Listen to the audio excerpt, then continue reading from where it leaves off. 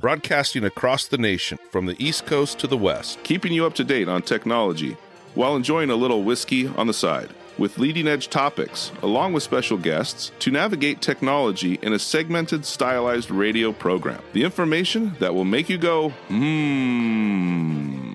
Pull up a seat, raise a glass with our hosts as we spend the next hour talking about technology for the common person. Welcome to Tech Time Radio with Nathan Mumm. Welcome to Tech Time with Nathan Mumm, the show that makes you go, Technology News of the Week, the show for the everyday person, talking about technology, broadcasting across the nation with insightful segments on subjects weeks ahead of the mainstream media. We welcome our radio audience of 35 million listeners to an hour of insightful technology news. I'm Nathan Mumm, your host and technologist with over 30 years of technology expertise. Our co-host here, Mike Corday, is in studio and is the award-winning author and a human behavior expert. We are live streaming during our show on 5 of the most popular platforms, including YouTube, Twitch.tv, X, Facebook, and LinkedIn. We encourage you to visit us online at techtimeradio.com and become a Patreon supporter at patreon.com/techtimeradio. Now, we are friends from different backgrounds, but we bring the best technology show weekly for our family, friends, and fans to enjoy. We're glad to have Odie, our producer, at the control panel today. Welcome, everyone. Let's start today's show. Now on today's show.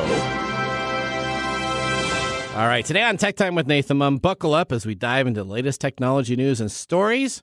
And here's what we got. The New York Times source code has vanished into digital ether. Was it rival journalists, a disgruntled crossword enthusiast? Well, we've got the details. And then brace yourself as the tech titans have clashed. Elon Musk, the Tesla wizard, has thrown down the gauntlet. He is not here for Apple's creepy spyware. What's Tim Cook's response? We're about to witness a Silicon Valley showdown. Stay tuned, folks.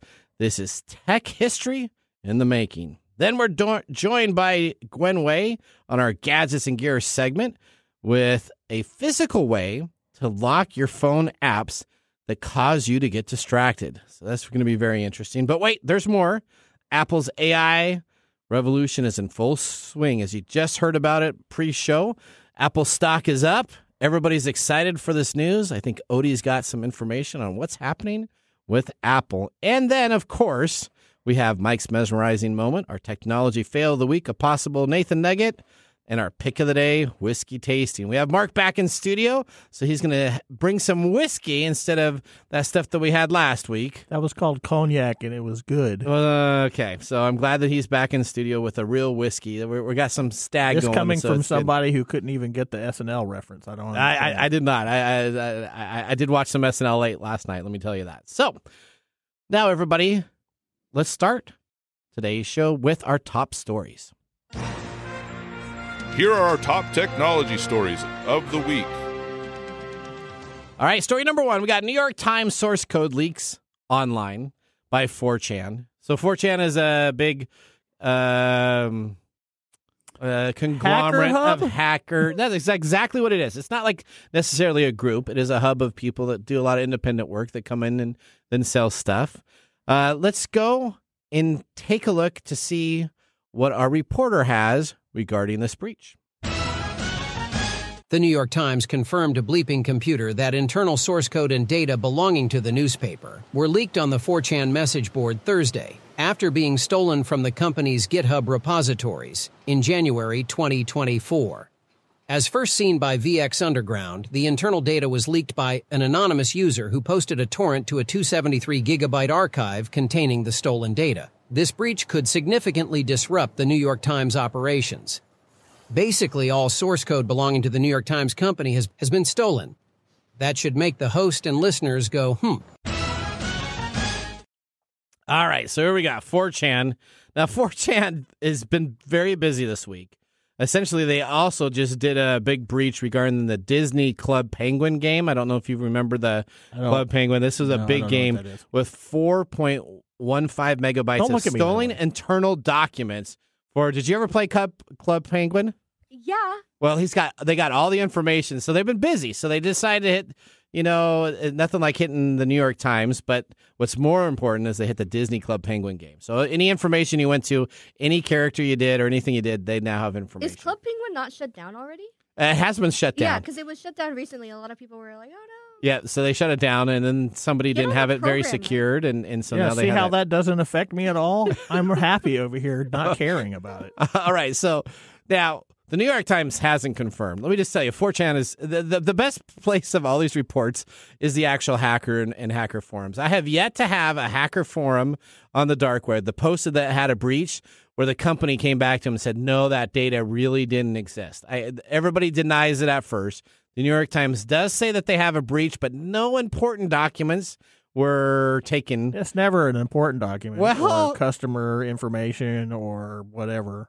Well, this is what they got. They got essentially roughly 5,000 repositories, 3.6 million files.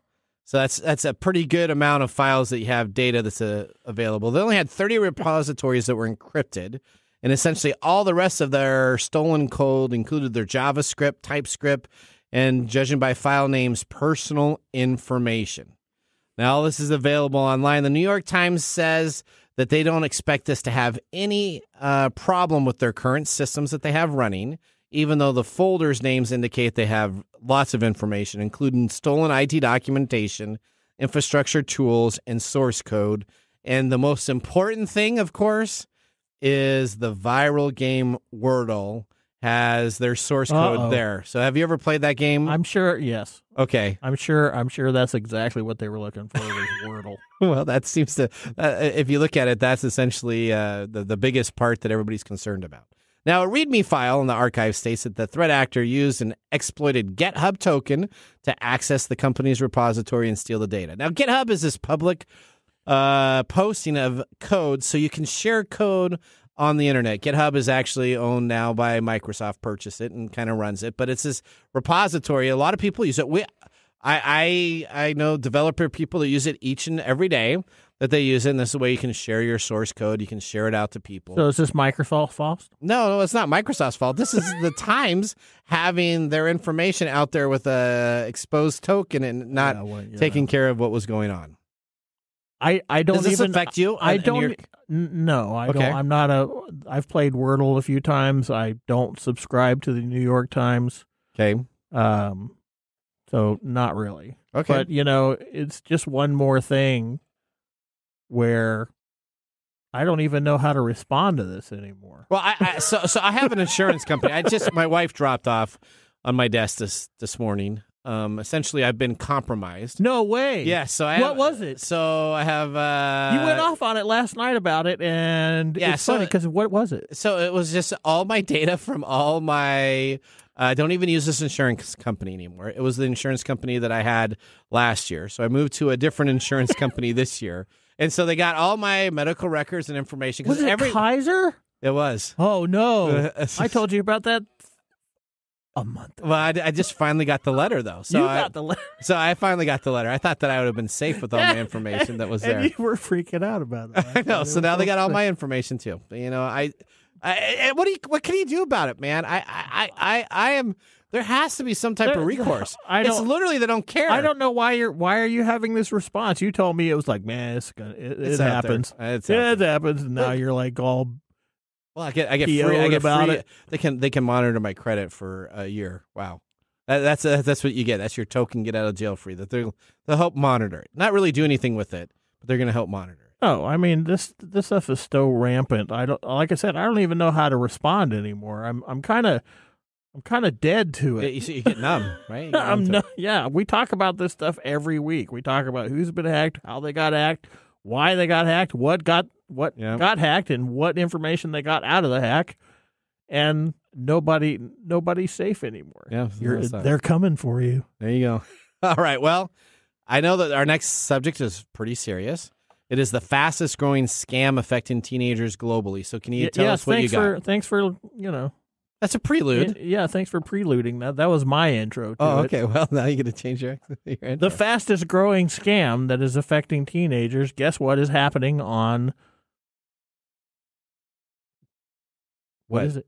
Well, I don't know. What is the fastest growing scam? The fastest growing scam is sextortion. Sextortion. Okay. Sextortion. Scammers, which appear to be from Nigeria, where authorities are under pressure to do more, are using this type of setup in order to blackmail kids today.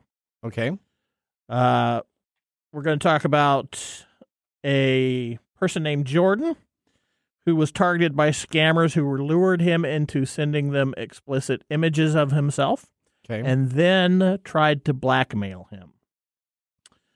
The 17-year-old then committed suicide.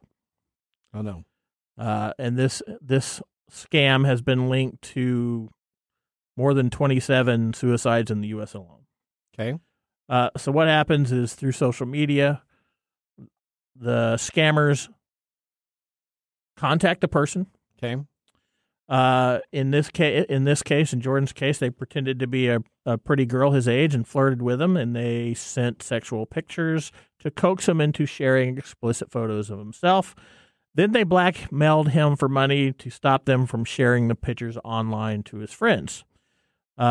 Jordan sent as much money as he could and warned the extortionists that he would kill himself if they spread the images.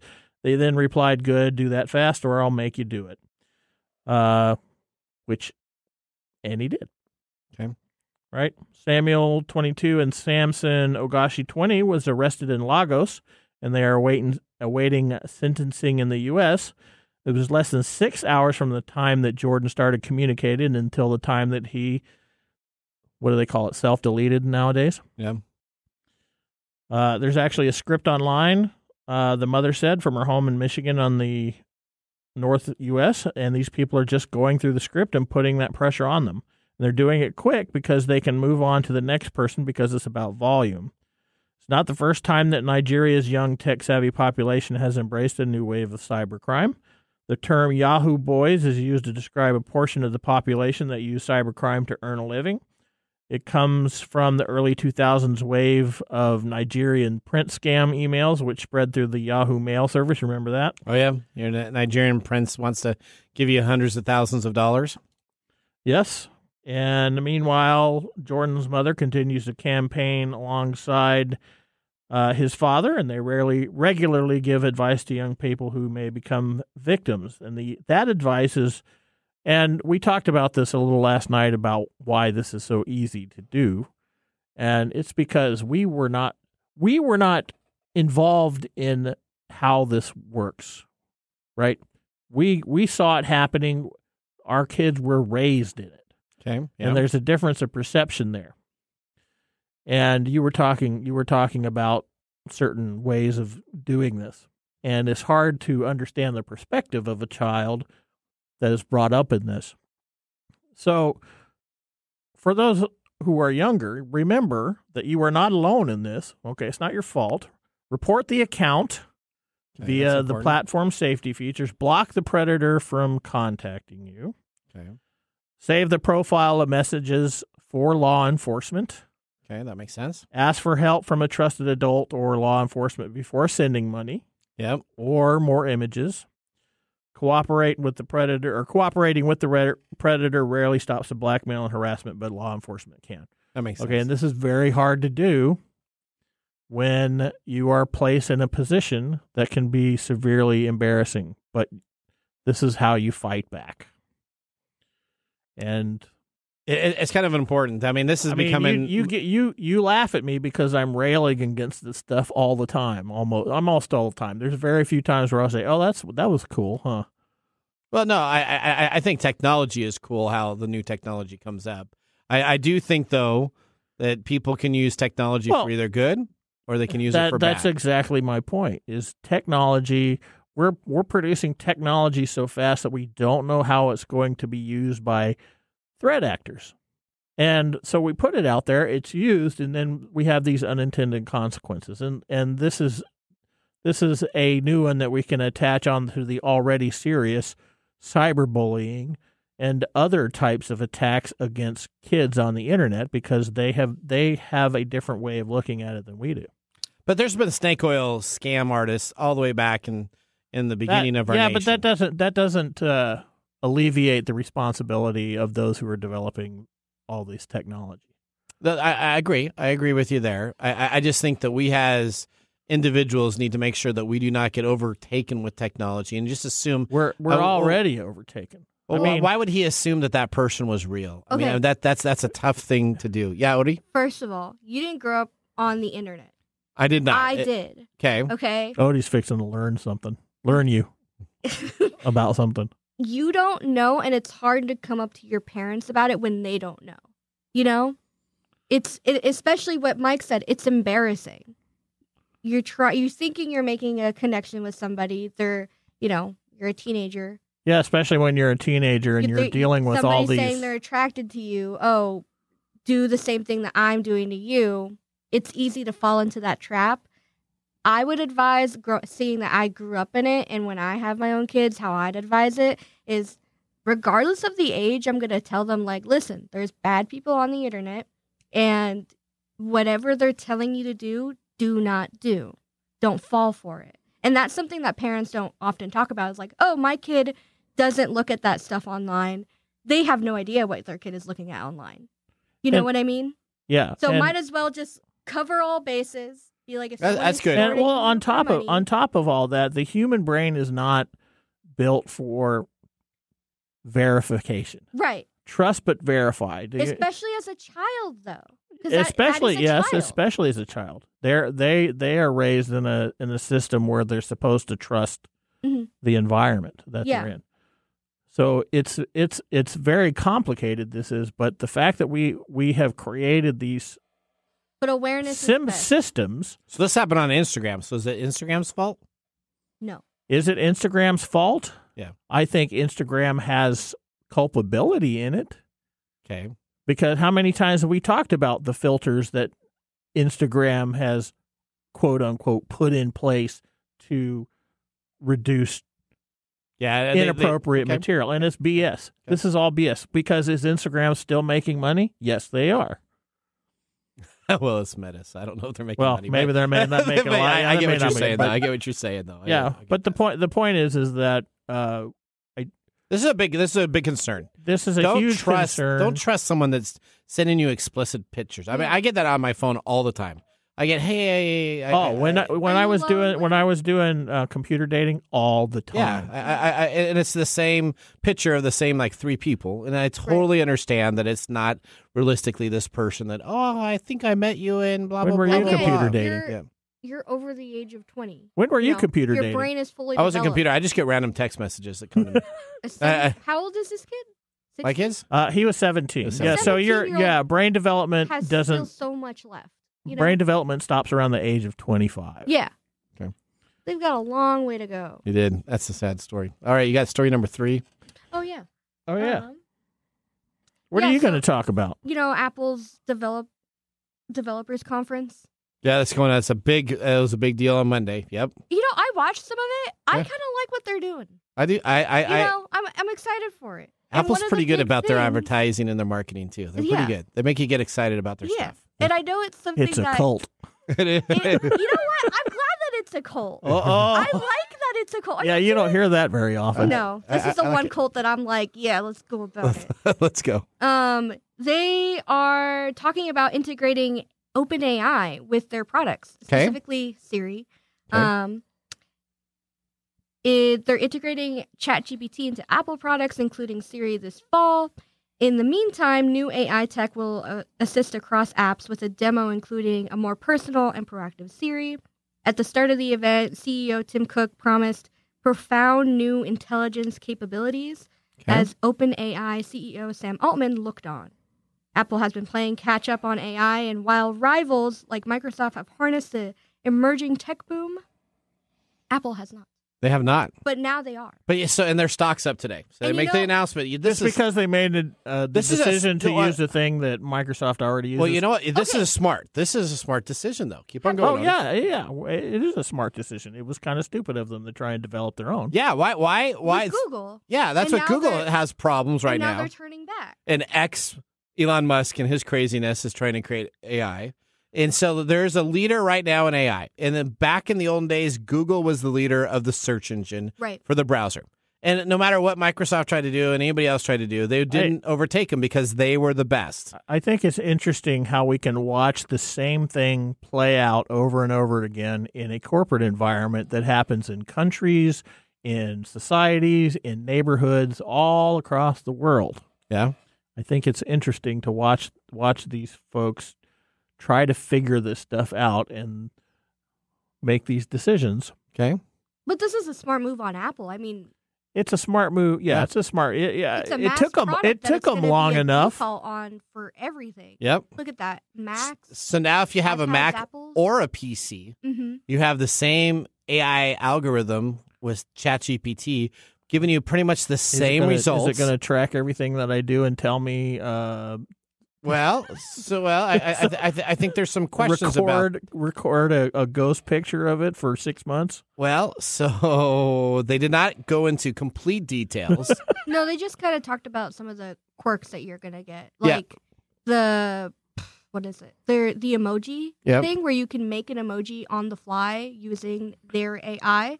That's pretty cool. Oh, I'm excited about.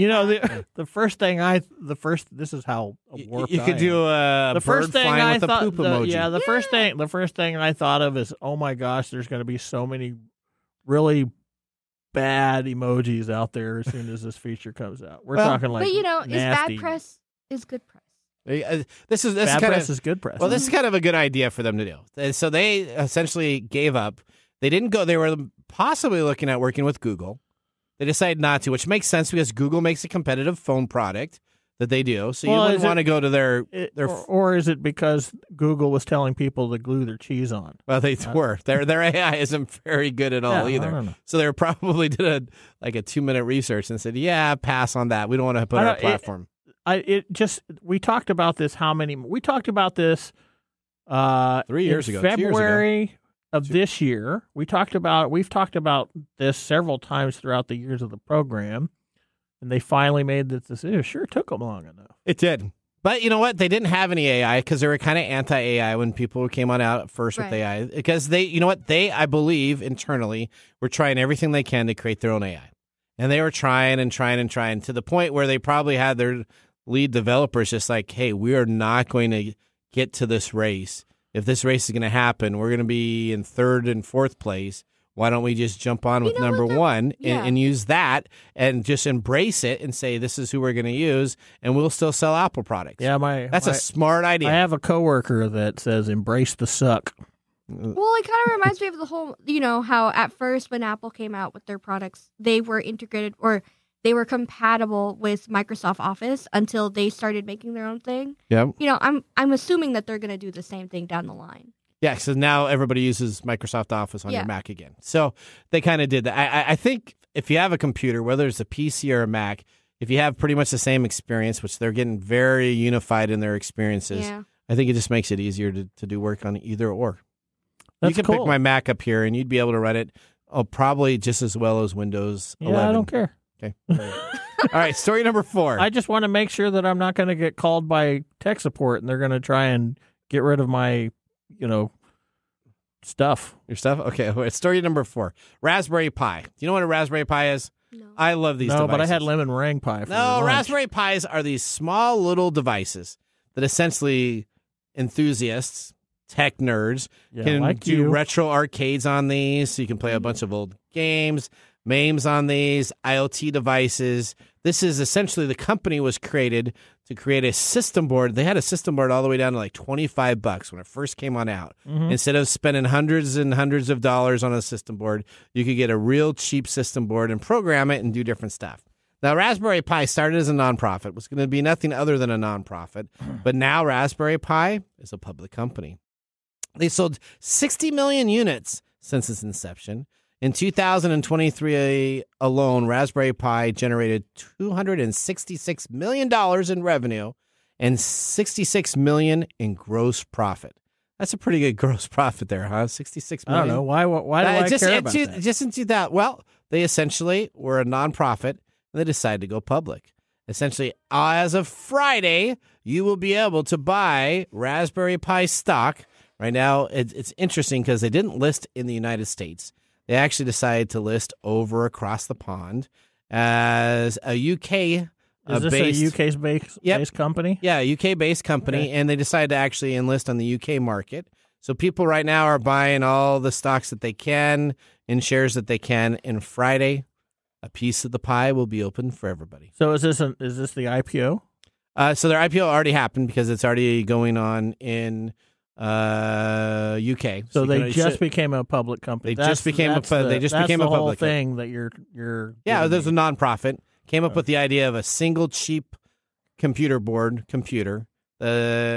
the nonprofit. Yeah, you have one. I have like 30 of these. Well, yeah. I have one of them in my. I know you have arcade one up. They're all over the place in your house. Yeah, and I use them for my retro. I have none. No, I gave you one for like a Christmas gift. No, you didn't. Yeah, I also have none. I've never owned one. You've given me whiskey, and I gave Mark one. Did I give you Mark a roll of coins? Pie? You gave me a roll of coins. Oh, I didn't. No. Yeah. Oh, okay. I gotta get you. I guess we know what we're getting for Christmas this year. This year, I'll get you guys all raspberry pies with all the stuff that you're not supposed to have on there. Oh, you just want chicken eggs? Okay, well that is our. Odie fist bumped me for not having one. All right, okay, I can get you guys. Yeah, unity in numbers. Okay, anti-raspberry pi. All right, well that ends our top technology stories of the week. Moving on, Gwen Way is up in our gadgets and gear. I bet you she has a Raspberry Pi segment with a product that will keep you on task by locking you out of your apps. What makes this product unique? Gwen has all that information. You're listening currently to Tech Time with Nathan Mumm. We'll see you after this break.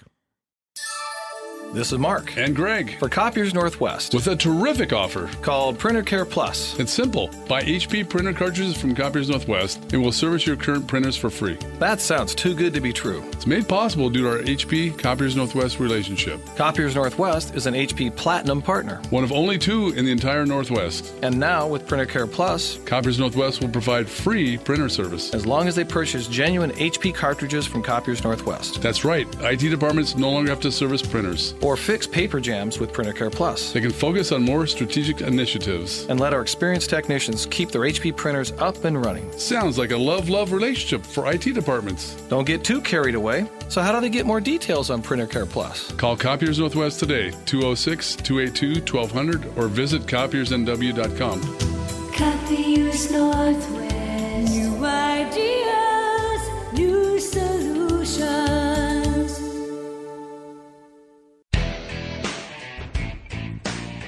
Welcome back to Tech Time with Nathan Mumm. Our weekly show covers the top technology subjects without a political agenda. We verify the facts, and we do it with a sense of humor in less than 60 minutes. And, of course, a little whiskey on the side. Today, Mark Gregoire, our whiskey connoisseur, is back in the studio. Mark, what are we tasting today? Today, we are tasting Buffalo Trace Stag Batch 23C. Ooh. This is good. This is really good. I don't know what that jump hopefully it makes up for your cognac for last week. But, that was but it was delicious cognac. You enjoyed it. It was okay. You enjoyed it. This is really good. Okay, tell us more about this. Well, from Buffalo Trace's website, George T. Stagg built the most dominant American distillery of the 19th century during a time known as the Gilded Age of Bourbon. Uncut and unfiltered, this robust bourbon whiskey ages for nearly a decade and boasts the bold character that is reminiscent of the man himself. Rich, sweet, chocolate and brown sugar flavors mingle in perfect balance with the bold rye spiciness. The boundless finish lingers with hints of cherries, cloves, and smokiness. Now, this is from the Sazerac Company, Buffalo Trace Distillery in Frankfort, Kentucky.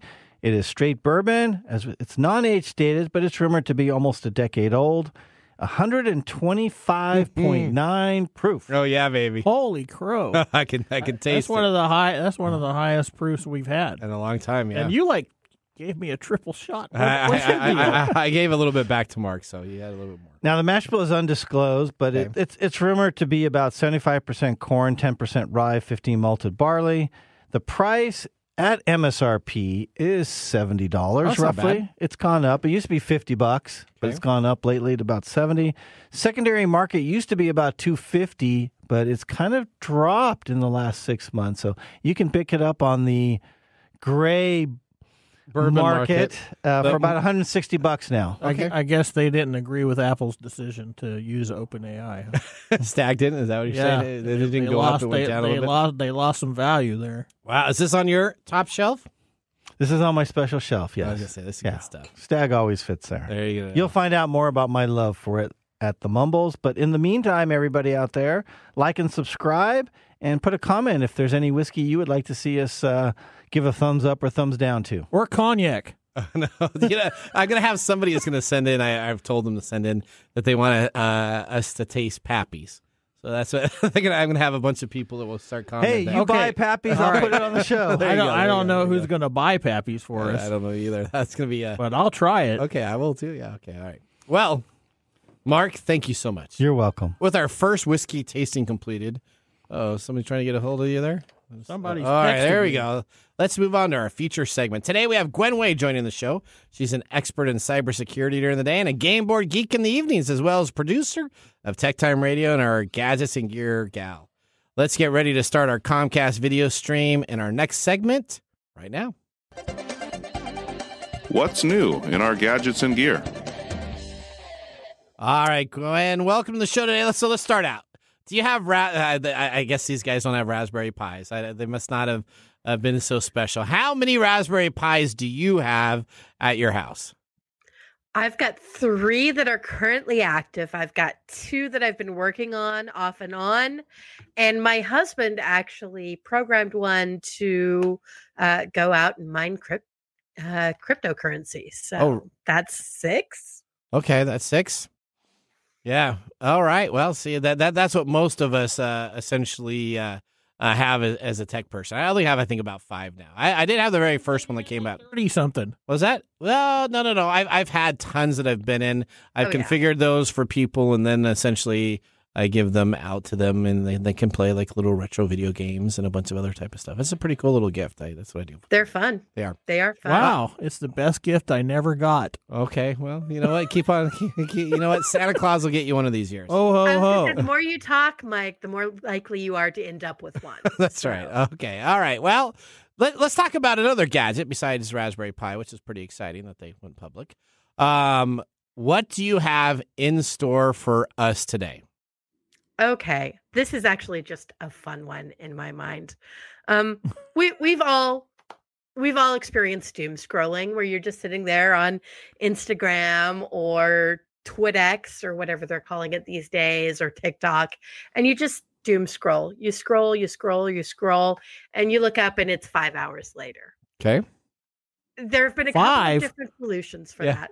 Yeah, that's what people do. Don't you just do that? Like, my wife does that every night in bed. I've never looked up 5 hours later and be like, no.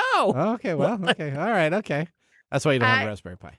All right, continue exactly. So there are a couple of things that people have done in the past. Most of them are app-based, where you just say, hey, I'm not allowed to get on this program for more than 20 minutes or an hour or whatever you want it to be, or I'm only allowed to look at it during this time period.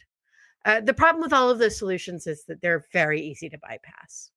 You uninstall the app, or you just, exit out of it, and suddenly you've got full access to everything again, and the addiction takes over. What I've been able to find for this month's Gadget and Gear, though, is a similar thing where you can lock out certain programs, but it's got a physical aspect. So it's a little more difficult. You don't just, tap a couple of buttons. You have to actually physically get up and tap your phone on something in order to restore your access to those applications. Okay, so it's a physical device. So you have to... Okay, wait a minute. What's that? I have to clarify this. What's that? This is something that I'm going to use to program my phone to lock me out of things that I would have to get up out of my chair to go unlock if I wanted to keep on being distracted by whatever's distracting me. That is correct. Exactly. You got it exactly. Okay. Continue. So this product is called the Brick. You can find it online at getbrick.app. It's got an application that you install on your phone, as well as a physical component that's about the size of half a credit card, basically. Okay. It's got a magnet in it, so you can like put it on your refrigerator or hang it on your desk or whatever you have that is magnetic. And what you do is you open the app, you tell it which applications you don't want to have access for, and then you tap your phone on this device. Once you tap it on the square, you walk away, you've got full use of your phone. So, for example, if you wanted to still be able to go on and do searches on the internet or play a specific game or use your phone or your email functions, you can still do those things and just block out those very specific applications. So this is like a parent. This is a parental lock for This is a yourself. parental lock for yourself then. Basically, yeah. Now, let me ask you about this. Does it work on both iOS and Android devices, or is it just one? What does it work on? It's available for both at this time. Okay. So it works on pretty much every. It probably doesn't work on a Windows phone. No, I don't think it would. I don't think the application actually works on Windows Phone. But all respect to Microsoft, Windows phones don't work on Windows phones. So that's true. That's true. So how much is this? How do you get this? Tell me how much the unit costs itself. It sounds like this helps you. Like, let's say you put it on your fridge. So you don't want someone to be doing something. This would be really good, like during work, and you're not supposed to be on Facebook or you're not supposed to be on Instagram, and so you lock yourself out of this, and then it's on your fridge. You know how I handle that stuff? What's that? I just delete Facebook. Okay. Well, I get you. But you don't want to delete it because you may actually want to have access to it at a later time when it's not key working. When you're on the bathroom toilet. Yeah. How much is it? How much does this cost? Tell us a little bit more. So it kind of depends. If you get one unit, it's $49, which I think is completely reasonable. That's a good price. But if you buy multiples, you get a discount. For example, you can get 2 for $79 or 3 for $103. Okay. How many do you have? I don't have any yet. I don't have one any. on order. Well, how many did you order? I haven't ordered any of these. Are you going to? Well, no, because I don't really have. I don't. You're not a doom scroller for 5 hours? I maybe I should buy some for Christmas. No, I don't really spend tons of time on social media at night. I spend most of my time. I have seen your desktop. Yeah.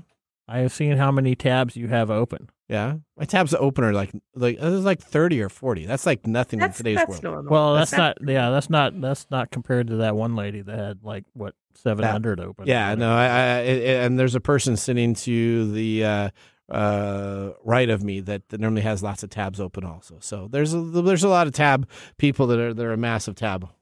I'll never understand those people. You don't understand those people? I always have it like a minimum of 10. I'm not trying to be or understood. A maximum of 10, I'm sorry. Yeah, I get about 10 or 15. So, no, maybe I can't 20 go tops. past 10. Yeah, we're okay. I'm not trying to be understood. You No, open not letting you something, have then a you bite. go back later. What's that? I think that's just people that can do more active with their brain. Oh, is that what the more tabs you have? Yeah, I don't. Multitasking. What? I agree, Mark. When I was the agree. last time Yes. you opened like tab number 3? Well, you just leave them open. Yesterday. Well, now you can actually have the Microsoft system that does the recall, and then you can just have it record everything, and you know when to go. All right, continue on about the brick. Okay, Yes. Well, we're talking about a brick. How long has this been in the market? Who's the company that brought it to market? It's actually fairly recent. It is something that they are currently 3D printing. Okay. Within their actual company. The company is called Brick LLC. Okay. They are based in the U.S. They 3D print each unit as it is shipped out, so it can take a little bit longer to ship. But the goal is to actually get to the point where they can send them out within 3 days of an order. Oh, that makes sense. Okay. Yeah. If you 3D print them, I wonder if they could make like cool little like dragons out of them and other type. I bet they could. And honestly, I'm going to bookmark this and check back.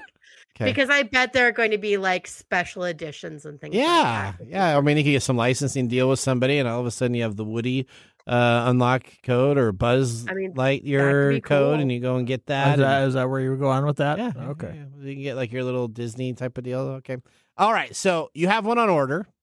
Yep. What are you going to use this for on your phone?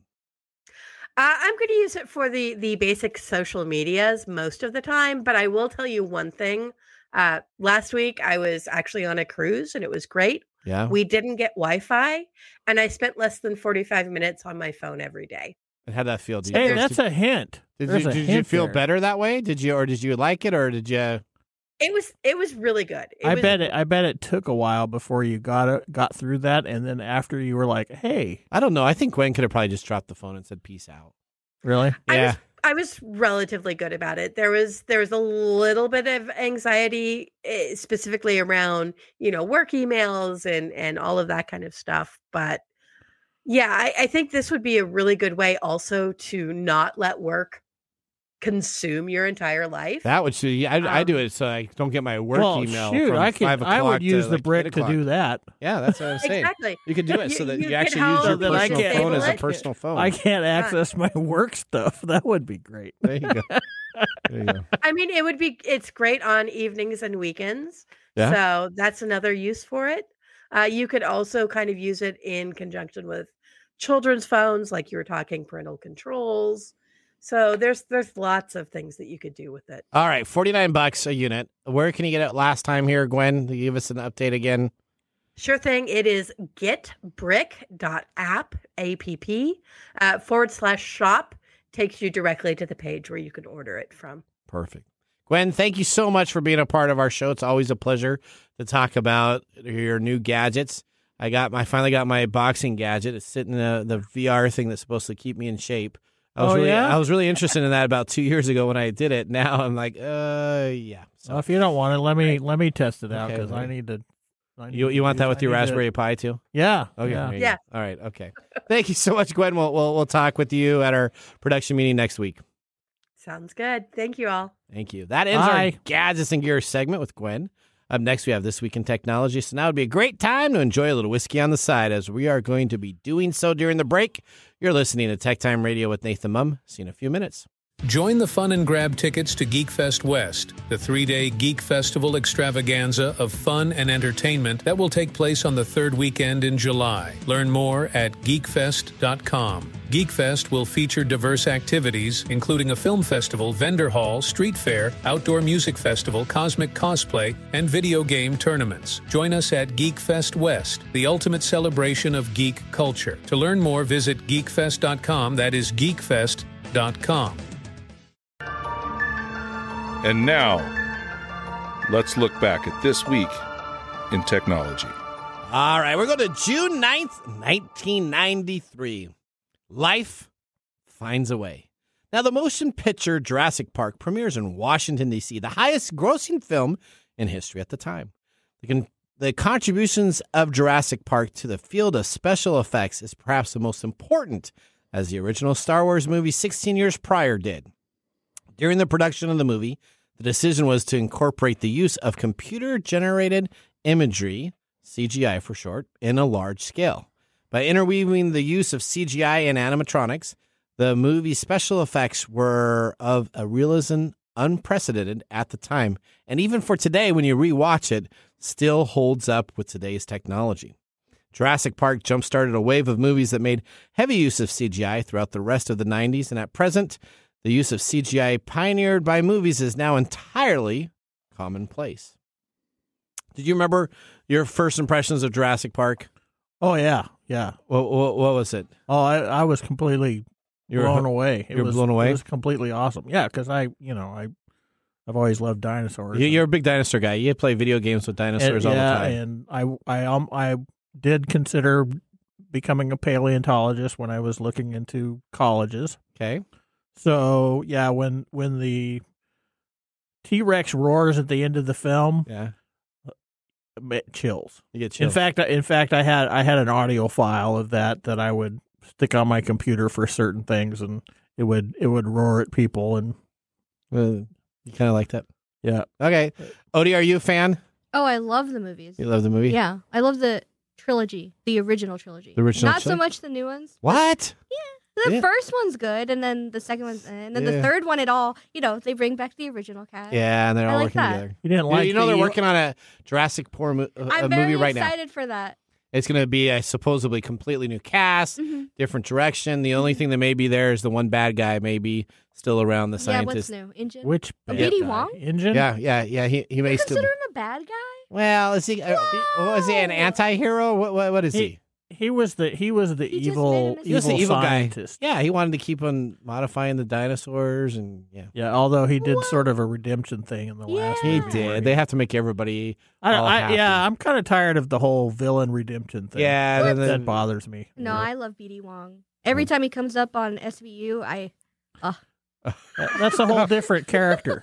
Yeah. I don't care. It's BD Wong. It's BD Wong. Okay, all sounds right. like there's a crush going on here. Maybe. All right. Well, that was This Week in Technology. If you ever wanted to watch some tech time history with over 200 weekly broadcasts spanning 5+ years of video, podcast, and blog information, you can visit techtimeradio.com to watch our older shows. We're going to be coming on back from our commercial break. We have our Mark Mumble Whiskey Review. See you in a bit.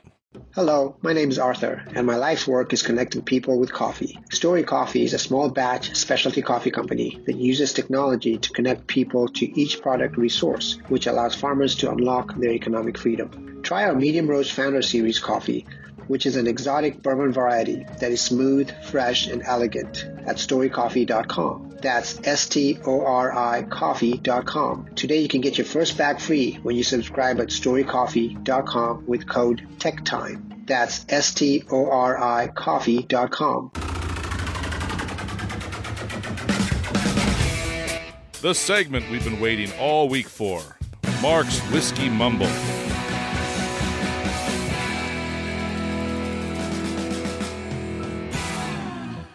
All right. Happy June 11th. It's a beautiful, bright, colorful day today. Okay. Where are you I living? like that, Mark. Thank you, Odie. What is our special day today? Today we are celebrating Yarn Bombing Day. Oh no! Is there a crochet rap song? I don't even know what to do right now. Neither do I. Program. Get a ball of yarn. Get a ball of yarn. What do you do? Do you throw it up in the air? Well, let me tell you. Okay. Yarn bombing, also known as yarn storming, is a style of street art that involves crocheting or knit patterns onto a public structure or form, such as benches or trees. Yarn bombing is considered a manner of reclaiming and beautifying public spaces because yarn does not damage property as spray paint does. So this unique art trend began in 2011. So what do? Run out, spend several hours crocheting something, and then put it on a statue and then leave? Yep. Yeah. Or they wrap it around trees, around trees, benches. like these colors and. You should look it up on the computer. There's some beautiful pictures. Yeah, okay. Much better than egging a house. I don't know about that. There's something fun about egging houses. I seem to recall when I was a kid. And I love that rap beat you played there. That came during the COVID times because crocheting and knitting took a big spike. They did. They surged back up. Mm-hmm. Well, one of my sons is dating a crocheter. I'm a crocheter and knitter. Are you? Yeah, that's like a big hip thing now. Nathan's a secret crocheter. No, I'm too. not. No Not way. a chance. Not a chance. No, I don't. You believe me? Yeah, I did. All right. Well, tell us more, Mark. Well, just as Odie knows, one of the highest quality yarns is made by red stag fiber. Woo. Now, so today we're going to talk about a high quality bourbon, Stag 23C. Not made by Red Stag. No. Okay. But they're both Stag. Though known as just Stag today, previous to the summer of 2022, it was called Stag Junior. Most of us still refer to it that way. This bottle should not be confused with George T. Stagg, which has the nickname of Papa Stagg or Stagg Senior, which is the same bourbon, though matured 15 to 19 years. Okay. The Junior was originally a fun way of making this distinction. Now, according to the Bourbon Review, the change comes as Stagg Junior hit its 18th batch. Since it was turning 18, it was no longer to be called a junior. Now, just as a child becomes an adult at that time. Now, unfortunately, this day and age of marketing, it was really Buffalo Trace felt Junior was just diminishing the value of the bottle, but us whiskey nerds know that is silly. Now, this Stag is pretty darn good, though I've liked all Stags I've tried, so I love them all. This one in particular hits my palate just right, so much that I had to get a second bottle of this one. That's good because we went through half of it. Yeah, it is full of caramel, brown sugar, toasted oak, leather, black coffee, lots of vanilla, topped off with a Luxardo cherry. It just makes you want to go, Oh, look, I agree with that. I agree with crochet that. bomb. That's it. That's perfect. All right. Well, Mark, thanks for the mumble. Whiskey and technology, such a great pairing. Just like Caitlin Clark hitting an NBA three-point shot in the WNBA. Are you serious? Have you seen her shoot, man? She is unbelievable. But that's not what she's known for in the media. She's the MJ of the WNBA, Michael Jordan. All right, now let's prepare for our technology fail of the week. We are out of time. Congratulations. You're a failure. Oh. I failed, did I? Yes. Did I? Yes. Did I? Yes. Right, here we go. Elon Musk tells Tim Cook he doesn't want Apple's creepy spyware. Elon Musk has lashed out at Apple's plan to partner with the OpenAI to bring artificial intelligence features to the iPhone, telling Apple CEO Tim Cook directly to stop this creepy spyware and threatening to ban iPhones on the premises of his companies, such as SpaceX, Tesla, and X. He even replied directly to a post on X by Apple CEO Tim Cook, introduced Apple's intelligence, saying, "Don't want it either. Stop this creepy spyware or all Apple devices will be banned from the premises of my companies." He described it in another post as unacceptable security violation. Musk said that if Apple integrates OpenAI at the OS level, now OpenAI is the company he helped create, which is so interesting. He's a little bitter there. Okay. That essentially people will have to check their Apple devices at the door where they will be stored in a Faraday cage. You know what a Faraday cage is? Yeah, it's that's where it keeps it from EM contact. It's an electrified cage. Yep. Now, warming to his theme, Musk wrote in another post, "It's apparently absurd that Apple isn't smart enough to make their own AI yet and somehow capable of ensuring that OpenAI will protect your security and privacy. Apple has no clue what's actually going on. Once they hand their data over to OpenAI, they're selling you down the river." Boy, Musk, the co-founder of OpenAI in 2015, before stepping down on the board 3 years later, seems to have a problem with the AI-powered ChatGPT chatbot.